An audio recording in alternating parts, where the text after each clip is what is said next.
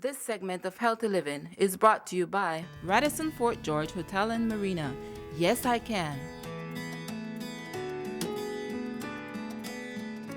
So I usually joke with our staff that have 1 week of break, that first week of school, and then after that week finishes, which is this week, everybody starts to come in.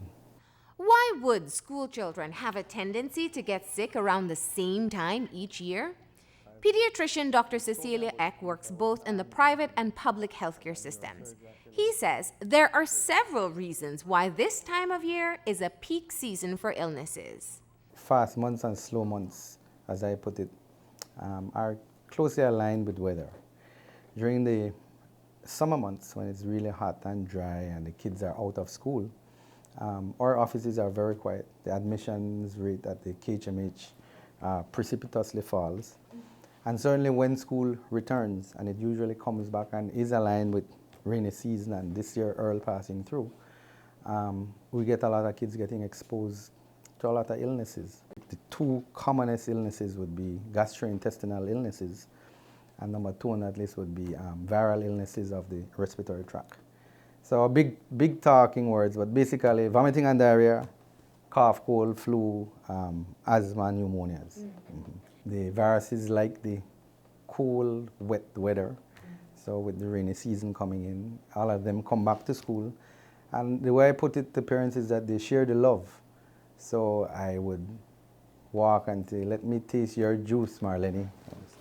Drink it. Or give me a piece of your Pringles, and I would take it from your hand, the one you've bitten already, and I eat it. And so a lot of viruses are shared. And that is why they get sick more often now. What can parents do to prevent this, as Dr. Eck calls it, sharing of love? But it comes back to, as parenting begins at home. So we should teach them not to share the utensils at school, not to share your friend's Coke. If they want a biscuit, you hand it to them. Wash your hands as usual before you eat and after you eat, and after you go to the bathroom as well. Because that is the way it spreads. It's usually direct contact that spreads these germs or illnesses. Another factor that may explain why you are or are not nursing a sick child at this time is the state of their overall well-being or health. I get parents who are very upset and say, Doc, the neighbors next door have their kids playing in the drain, catching poopsie. They never get sick. My babies, if cold weather touch the mole, end up in hospital with a pneumonia. So yes, kids vary. Just like me and you, the immune systems vary. Some are very hardy and don't get sick at all. Some, as you watch them too hard, they get ill. The average though is 6 times per year. A normal school-age kid should get sick, or on average get sick with a fever. It's a shared responsibility. If your child is certainly ill, then you keep the child at home, make appropriate alternative arrangements for the child not to go to school to spread the love. I usually, with very simple viral illnesses, tell the parents, keep the child out until the fever abates, and then the child would be returned to school.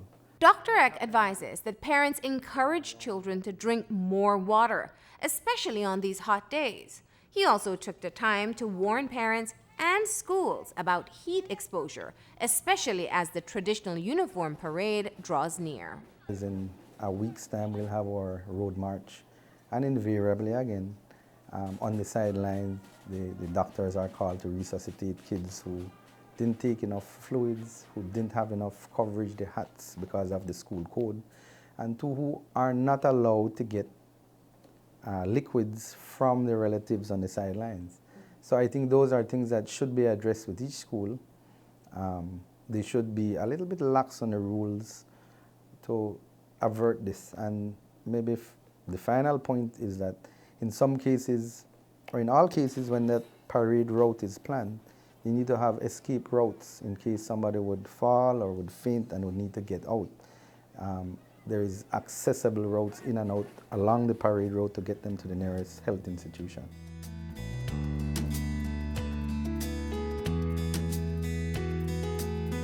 This segment of Healthy Living was brought to you by Radisson Fort George Hotel and Marina.